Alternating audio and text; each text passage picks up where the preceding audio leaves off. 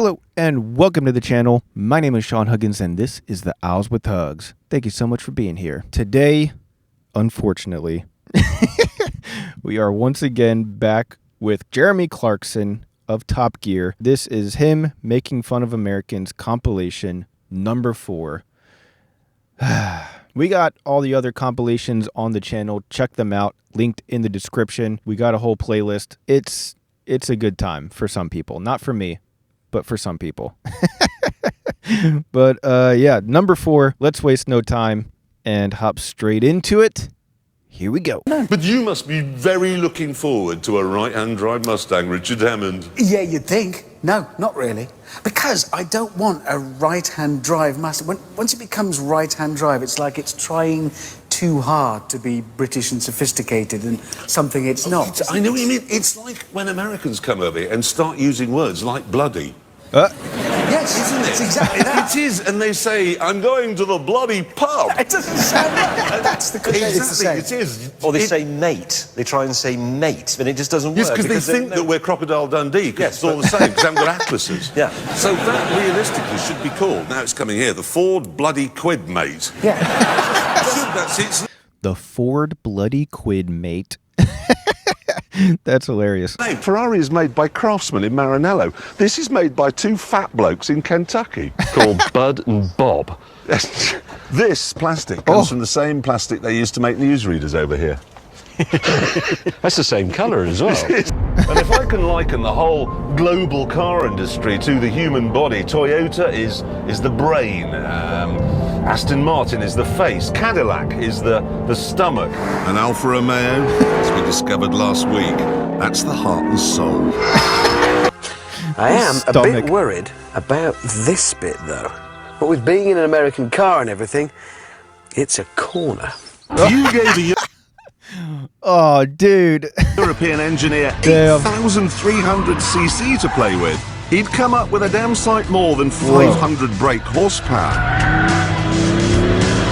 We can get that much these days from a pencil sharpener. And also, European cars are rather less ostentatious and vulgar. We grew out of chrome wheels in 1972, except in Cheshire, perhaps. It's the all-American Roadster. Apart from the bits that are German, which is quite a lot of the underneath stuff, in fact, because this Chrysler is based on the old Mercedes SLK. And that's not a very good recipe, to be honest, because the old SLK was a bit naff, and the Americans can't build cars. Oh, man.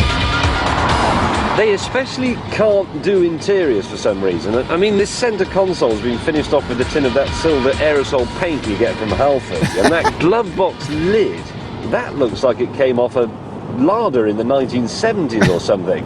They really have dropped a bit of an Eastern Bloc with that one. Damn. My right leg is on the American continent. My left leg is on the European continent. So, my right side wants a burger and my left side wants an espresso. What? Dude, where is this? Whereas right leg is in American continent and left leg European continent. Where would that be? Huh? Interesting. The Americans have announced their green car of the year. Oh, good. It'll be a Toyota Prius. So Isn't. Electric thing? It's a Prius Toyota. No. It's going to be a Prius. So It isn't. I've got a photograph of it here. There you go. That's not a Prius. No, that's a 6-litre V8 Chevy Tahoe. That's a green car I'm of the year. absolutely not joking. No, it's a hybrid. They put a tiny weeny little electric motor in it somewhere. There you are. That's a hybrid. And they've fallen for it. Does 21 miles to the gallon. That's green. Wow. It is very green. Actually, the funniest thing is the judges for this, okay? Do you want to know who the judges are? The American Green Car of the Year. One of them was Jay Leno. Oh, he hates cars. Yes, apart from his large collection of Ferraris and Porsches, he hates them. Yeah.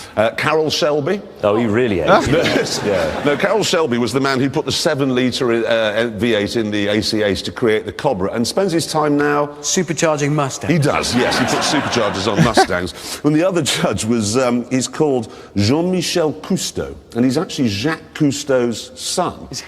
I'd love to have been in the when they were discussing it. Shut up, you goddamn Frenchy, cheese-eating surrender monkey. Poor bloke, when he walked in that room, it was going to be very exciting. I'm a judge, and they were there drinking petrol and supercharging their chair. To Selby, they go, Supercharging their it chairs. is like country and western. How big's your engine? 5.7 litres. 7-litre V8 motor.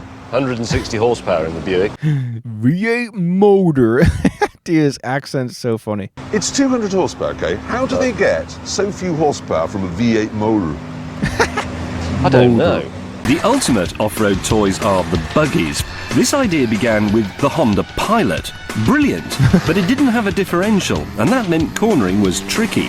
This scared a lot of Americans, and Honda, being a big company frightened of lawsuits, dropped it, which opened the floodgates for everyone else.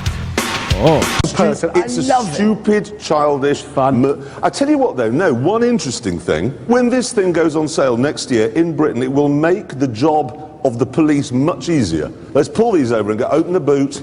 Whose head's this? Sadly, after the events of September the 11th, it's no longer possible to just go and visit the flight deck and see how a plane works.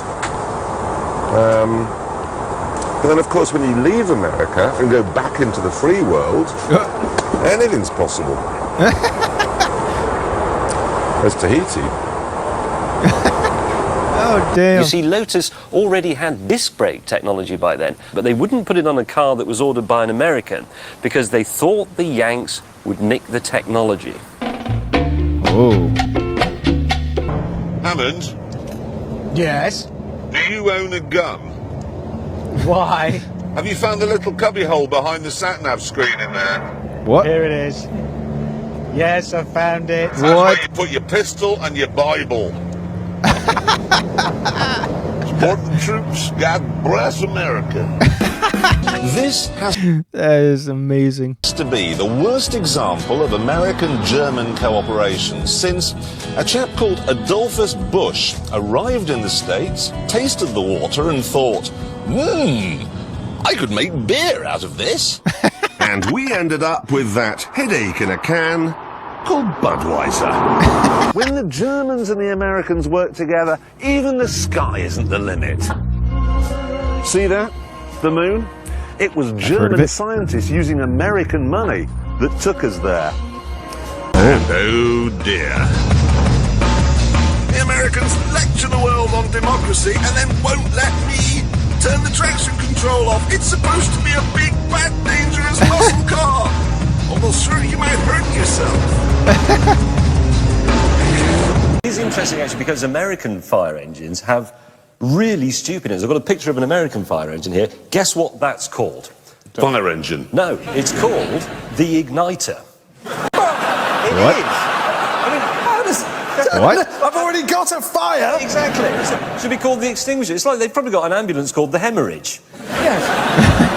Right, they're unbelievably easily amused, and that's why they're able to make NASCAR exciting. It's just some good old boys going round in a circle, and they go, oh, hell, I'll go pay to watch that. 250,000 people turn up to watch it. Because it is a good sport. It's a great thing to watch. Hammond, you would say that because you're an American. Hammond, you've got a Stetson, you've got cowboy boots, you've got chaps, you've got a Harley Davidson, you've got a Mustang, you'd like to get a beer, and you put cheese on everything. I don't. I'm not American. You have made a living out of being an American. Your Saturday night programme is a fat man falling off some foam rubber. All right, hey, we'll watch that. And they turn up in their millions. Oh, nice. I'm not an American. Look, Hammond, I wish the Americans ran a decent sport. If they got Formula One, it would be fantastic because they would say, look, let's have sprinklers coming on at random points during the race, and that would be fantastic. And there'd be no more stewards' inquiries, and there'd be no more of this, oh, you got a 10-second drive-by penalty, because that just ruins the race. They say, okay, Hamilton and Massa, you don't get on after the race in your boxes on the winner's podium, slug it out. Dude, I would watch that. I would watch that F1 race for sure. Not gonna lie. Oh man, Another great installment, as always. Be sure to check out all the other episodes down in the description. And also, if you haven't already, then please consider subscribing. We're trying to hit that magical 1,000 subscriber mark. Plus, you don't want to miss any future episodes. That being said, that's all the time that I have for today. So thank you guys so much for being here. And as always, I'll see you guys next time. Peace.